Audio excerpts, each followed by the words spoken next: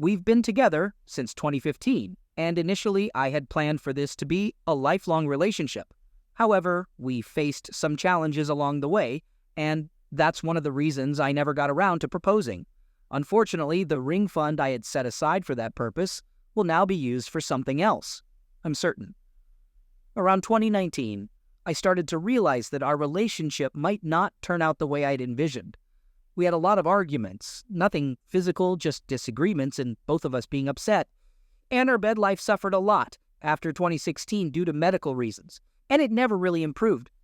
In June of last year, we had a deep and meaningful conversation where she basically told me, not in these exact words, that I didn't fulfill her needs, that I never had, and the idea of being close with me made her sick. It was incredibly upsetting at the time, and looking back, I should have ended our relationship then. However, we initially decided to try and work through our problems, and shortly after that, we found ourselves in a strict 4-month lockdown, so I didn't want to kick her out or anything like that. Around September, I discovered that she had been exchanging candid text messages with some guy from overseas. It was a complete breach of trust, but I chose to ignore it because there was no physical involvement, and even though we never openly discussed it, I assumed she knew that I was aware of it. I never directly confronted her about it, but eventually we agreed to go to couples therapy. Yesterday I found out that she had slept with another man in November of last year while she was on a short vacation out of town. It was some random guy she had met online, and I assumed they had been chatting for a few weeks at least. I didn't bother asking for the exact date, but it was either shortly before or shortly after our first couples therapy session. Today, when she went to work, I left a note on the table saying goodbye, packed a bag, and went to stay at my parents' place for a few days. Later in the evening, after she came home, we had a long discussion over text messages for about an hour. I didn't want to talk about it aloud because I couldn't gather my thoughts quickly enough to speak. During our conversation, she took responsibility for everything, promised to change, and asked if I would come back. I appreciated her honesty, and I believe everything she said. This behavior is completely out of character for her, as she acknowledged. She has also dealt with mental illness and traumatic experiences during her childhood and young adulthood. However, I told her that this was a major deal breaker for me, and I wouldn't consider coming back even if we continue with couples therapy to address this issue. I did mention that I would be open to going back to our therapist to work through the process of the breakup. We had discussed this in one of our previous sessions, and I can see how it could be helpful. Our therapist has experience in dealing with these situations. Even if we were somehow able to move past this and she found a way to fix herself, it would always be a part of our past, and it's something I can never come to terms with while we are in a relationship. I'm not fully convinced that there has only been one other man involved. I asked her how many other people she has been close to during our relationship, and she said only one. However, I think her definition of closeness might be strict, and I suspect she has been emotionally and physically cheating with several other men for at least the past 6 months, and maybe even until now. She mentioned that this part of her life feels like it doesn't have any consequences, and although I know that's wrong, I can understand what she means. But regardless of the number, even one is too many. I feel really awful about how I found out about all of this, especially since it was based on a gut feeling. However, my gut was partially right, and that gives me some validation. It's hard for me to shake this feeling of shame for having discovered it, even though it's ultimately for the best that I know the truth and that we separate.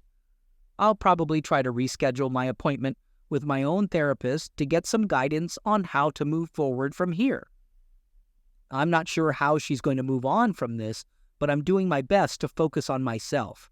I'm still figuring out what I'll do and how I'll be because so much of my identity and daily life revolved around what we had together. I picked up my guitar for the first time in months, but I couldn't really play much. I haven't been playing as often because I felt embarrassed doing it around her, although it's not her fault. She was always supportive of my creative pursuits. I have a few friends, but I'm generally reserved and tend to feel lonely easily. I might consider sharing a house with someone because I'm not sure if living alone is a good idea for me right now. I did mention that I hope we can be friends someday, and I genuinely mean it. Despite the infidelity and our other issues, she's a great person, and we had a strong connection. But deep down, I don't think it's very likely to happen. At the very least, if one of us starts dating someone new, unless they're extremely understanding, I don't think maintaining a friendship would work. I've decided that I won't be too open with other people about the details of our breakup. There's no need for that. However, it's something I would disclose to a future partner, and I can understand why it might be awkward for them to know that their partner is friends with an ex who cheated. I'll deal with that situation when it comes. But it's likely that she'll move to another city, and we won't have many opportunities to see each other again anyway. So, that's my story. There were moments this morning when I considered just letting it go and trying to forget about everything, but I'm glad that the part of me that stood firm won, because truthfully, there was no future for us with this knowledge hanging over us. It would always bother me. I don't know what the future holds, and I'm genuinely scared because I've had struggles with alcohol and smoking in the past, and my partner was a big help in keeping those habits in check. I quit smoking as a condition of our relationship, which I'm grateful for, although I might have an occasional sneaky cigarette at the pub. Now, I don't have that support anymore, and that worries me. I've made a short list of things to keep myself occupied for the next 4 weeks, and I've decided not to buy any alcohol for now. As for smoking, I'll only do it if I go out and someone offers me a cigarette, which doesn't happen often, so it's manageable.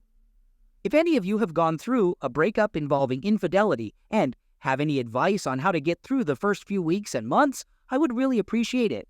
If you've read this far, thank you so much for taking the time. I hope you're doing well on your own journey too. If you are, feel free to leave a comment and let me know that it gets better, because I could use some reassurance. Second story. Hey, I'm a first-time poster, so please bear with me. In 2020, during the pandemic, I, a 28-year-old guy, met my dream girl, a 72-year-old woman, completely by chance. It couldn't have gone better. We talked all the time, got along perfectly, and spent a few amazing weeks together. It was everything I could have hoped for. It had been a while since I had been involved with someone, so I quickly became emotionally invested in her. And she felt the same way about me. As we grew closer, we started having deeper conversations, and I found out she actually had a boyfriend when we first started talking. However, she ended that relationship because things had fizzled out between them. I should have seen that as a sign. Anyway, after a few weeks, towards the end of summer, I had to go back to university to finish my degree, and she did too. The problem was we were more than 6 hours away from each other. We decided to stay in regular communication and talk every day to see how things would go. We made an effort to talk as much as possible, despite the distance, and we grew even closer. I made the trip to see her once, and we had the most amazing weekend together. It was perfect. But there's something from my past that I felt I should disclose to her if we were getting close. I wanted to be honest and upfront about it. I had a one-time incident on a night out that led to a criminal record, and I'm not proud of it. It was a low point in my life, and I realized I needed to turn things around. To make a long story short, I went from a dead-end situation to studying online, gaining access to university, and now I'm halfway through my master's. I've made some progress. Anyway, that's a story for another time. Basically, the parents of the girl I was seeing didn't approve of my past, even though I was about to graduate and move forward in life. After that, things started to become distant between us. We still talked every day, and she convinced me that she would talk to her parents about it when she went back to Canada for Christmas. She's Canadian. Little did I know, that was just a bunch of lies. Eventually, in January 2021, I decided to end things because chasing after a girl for that long was taking a toll on my mental health. In my own words at the time, I'm only a fraction of the guy I used to be when we first met. So we went our separate ways. Fast forward to April 2021. I receive a message from her asking how I'm doing and saying she missed me. And being the sentimental guy that I am, I went along with it. It turned out she had moved back to Canada in January to finish her master's degree, so she was still there at that point. We spent the whole summer chatting, having video calls every day, exchanging texts, and saying sweet things to each other.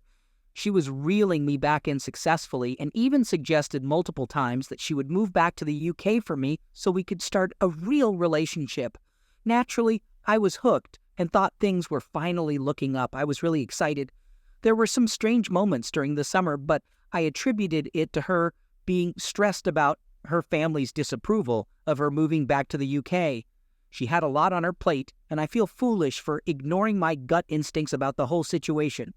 She came back in July, and from that month until November, everything was absolutely perfect. We were amazing together, and it worked really well. But then, on November 6th, 2021, D-Day happened. I had forgotten my laptop for my university work, so she let me use hers while she was at work. I stumbled upon some things that raised suspicions. To say the least, I saw emails with her ex's name, pictures from old vacations, and folders with pictures right there on the laptop screen. I did some investigating and found restaurant reservations from when we first started talking. Some emails related to academic journals. Turns out they were both studying the same course and living in the same city. I asked her about it, and she claimed they were just doing a placement together, nothing more.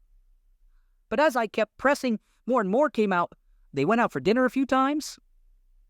Then, digging deeper, I found out she went to his place for a couple of months to watch sports with him and his friends.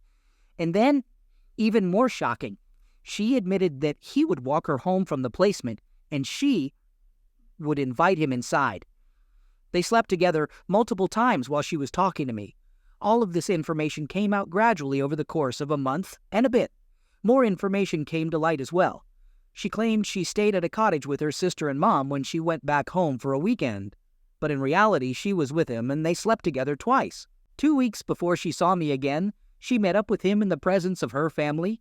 They had closeness in the back of his car. In her own words, it was to make sure she didn't still have feelings for him before seeing me again. To be honest, ever since that day, my mind has been a mess. I've been trying to cope with it because she's convinced she made a huge mistake and believes I would be the best thing for her in every possible way. She keeps saying all these things to me. Her excuse for cheating? She didn't have her family's approval of our relationship and thought I was too good for her. She has low self-esteem, so she tends to self-destruct. Here's the thing, though.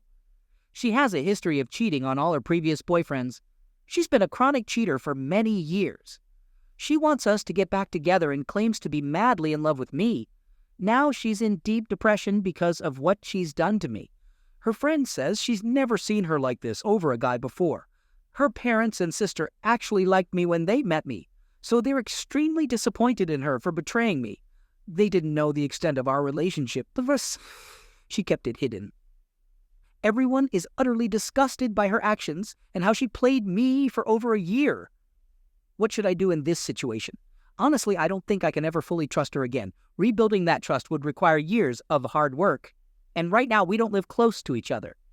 Part of me thinks I should consider reconciling because maybe she just made some stupid choices. I don't really believe in pure mistakes. And perhaps beneath all the messiness, she's actually a good person. On the other hand, another part of me feels like I should cut my losses, see it as a learning experience, and move on. I'm at a crucial point in my life where things are going great academically and personally. I'm on track to graduate from my master's program, and a PhD might be in my future, something I never thought I would pursue. The only thing that gives me pause is my desire for a family, a wife, and kids in the future. I wonder if walking away means missing an opportunity to help someone grow and potentially benefit from it myself. Maybe I'm just being crazy, huh? Third story. 3 weeks ago, my partner, 31M of 7 years, and I, 30F, who had just gotten engaged, were in the process of choosing our wedding venue. We had a potential date set, September 2nd, 22, and wanted to visit the venue before finalizing our decision. Afterward, we grabbed lunch and reminisced about how we fell in love 7 years ago in the quaint beach town where we planned to have our wedding. That night, he expressed his excitement about becoming my husband. Little did I know, the night before, he had been close with his married co-worker in the back of his truck. During the following week, he took time off work. I initially thought it was due to wedding jitters, but he was actually corresponding with the wedding planner regarding deposits for the venue. He even approved one of my wedding dress ideas. Our emotional connection and everything else seemed completely normal. Then on Friday, 1 week after he cheated on me, I discovered him crying in our bathroom in the middle of the night. That's when he dropped the bombshell. I was utterly stunned, shocked, and taken aback. We had been together for 7 years, living together for 5, and even shared 2 dogs. I demanded that he tell me everything, and he spilled all the details. They were deeply in love. They believed they were meant to be together, or so he thought. He claimed to have known her for only 3 months, and they had no interaction outside of work, but their chemistry was off the charts. She had been married to her husband for 10 years and got married officially last summer. However, according to him, her husband was a terrible person who didn't deserve her and neglected her. Supposedly, their plan was for him to leave me and wait for her to get a divorce so they could be together. I asked him if she had already started the process of separation. He wasn't sure, but he claimed that she had informed her husband about their relationship, and he was okay with it. The whole situation was so absurd that I couldn't help but laugh and wish him luck. It's clear to me that this won't end well. At least the sheer ridiculousness of this mess provides some entertainment and distracts me from the fact that my life is falling apart. My world came crashing down 5 weeks ago on what I call D-Day. My ex-fiancé, 31 a.m., abruptly left me after 7 years to ride off into the sunset with his married coworker. He willingly chose to be with her, and our communication has been mostly non-existent. Tonight, we had a scheduled call to discuss the next steps. I informed him that I had packed his belongings and asked if a Saturday move-out day would work for him. Initially, he seemed cooperative, but things took a turn when I told him he couldn't enter the house. He attempted to intimidate me by claiming he had residency rights and that I couldn't legally keep him out of his own home even though there was no lease. I stood my ground and told him he could take legal action if he wished. Then the insults started pouring in. Why do you have to be so difficult?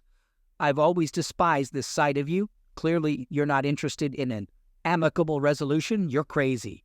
You're unreasonable. I hope I never have to hear from you again. Before we could finalize any plans, he hung up the phone, abruptly ending the conversation. I have a few reasons why I don't want him inside the house, but the main one is because of my dogs. They finally started to calm down, and I don't want his presence to trigger their anxiety again.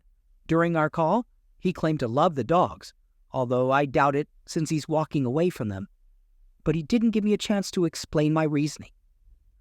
Oh well, we've been living together for 5 years, so there's a lot of stuff to pack. I've spent the past 2 weeks carefully packing everything because I still believe in being decent. There are also valuable items from his grandparents that I've packed with care and intend to return to their rightful place. I checked the weather forecast, and it looks like it won't rain on Saturday, so my brother will help me move everything outside for him. I don't plan on being here when he comes to collect his things. He's still hoping things will work out with the other person, AP. I told him it's despicable to cheat, but it's even worse to pursue a married woman. He insists he has to follow his heart, although he conveniently claims he never loved me and I was just convenient. He got upset when he found out I told people the truth about what happened instead of just saying we broke up. He also told me it's none of my business to inform AP's husband. I'm sad, but mostly I'm disgusted. It's surreal to see someone I once held in high regard stoop so low. Now that I'm familiar with the cheater's playbook, his words and actions have become predictable. He's made his life unnecessarily difficult, and he knows it.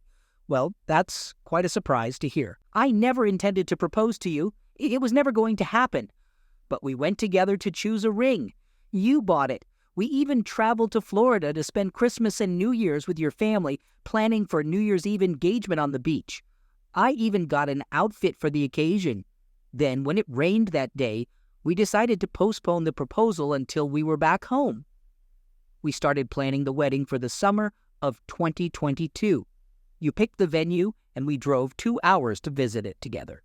Afterwards, you bought champagne to celebrate, and you emailed the wedding planner to discuss the deposit schedule for the September 2nd date we had talked about. We even picked our first dance song and made a guest list. For someone who claimed they never intended to propose, you sure did a lot of wedding planning.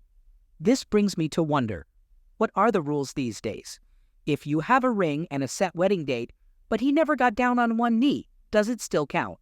What about couples who skip the tradition of an engagement ring altogether? And if you had a fancy proposal and set a wedding date but didn't make a deposit, does that count? What if you're in a 7-year relationship but find yourself attracted to a married coworker? Is it acceptable to sleep with her? And what if she's unhappy in her marriage? Does the integrity of her wedding vows depend solely on her current level of satisfaction? And are either of you obligated to consider the feelings of your partners? I suppose the obvious solution would be to avoid getting involved with someone who creates such unclear situations. But for those of us unfortunate enough to find ourselves in these circumstances, I ask you, what are the rules? And who gets to keep the ring? If he left his belongings on your nightstand 6 weeks ago, when he decided to be with his supposed true love, should you keep them? And what if this other woman, AP, suddenly decides to work on her marriage instead of meeting your ex at his Airbnb? Does that change the situation? How about if he avoids your calls and texts for 3 weeks regarding moving out? And what if he finally gets an apartment, but can only afford it for a few months? Moreover, what if he hangs up on you before you can even discuss how to divide your belongings after living together for 5 years? What exactly should the specifics of the situation be? Or is he simply gaslighting me? It's been a full month since my ex-fiancé moved out. I've completely cut off contact, blocked his number and email, and unfollowed him and his family on social media. Recently, during a St. Patrick's Day bar crawl, someone shared with me that he's not doing well. Although I didn't ask for details, I can make a pretty good guess. Excessive drinking, maybe even showing up to work drunk the next day. He managed to get away with it twice in 2021, despite being a junior financial planner at a small firm, vaping nicotine, and spending time with his obsessed high school friends. Most, if not all, of our mutual friends have distanced themselves from him. I also found out that one of our friends took it upon himself to call my ex and inform him that they were no longer friends, warning him to stay away from our small town. Apparently, it escalated into a heated argument between the two of them. Additionally, my ex had asked a few of these mutual friends for help with his move, but they all declined. Back then, I felt a sense of relief when I saw what seemed like justice. It confirmed my belief that he had indeed made a huge mistake. I also felt a tinge of sadness in my heart. But now I'm furious. How dare he not be happy after everything he's done? He shattered our life together to chase after his supposed one true love. He trampled on our little family because suddenly we weren't enough for him. He played a key role in destroying AP's family too. So much devastation has been caused in the name of his happiness. He better be damn happy. As for me, I'm doing okay-ish. The other morning, I even caught myself feeling a brief moment of happiness. I'm taking care of myself, eating well, and working out. I upgraded my car and I started volunteering at an animal shelter 3 days a week, which has been incredible. I also took up a part-time job. The dogs are doing well, and one of them is going to start an introductory agility class next month. Life moves on. I still cry at night. I still shed tears in the car. It greatly frustrates me how unnecessary all of this has been, especially now that I know how unwell he is. I'm a logical person, and the senselessness of it all is agonizing. It didn't have to be this way.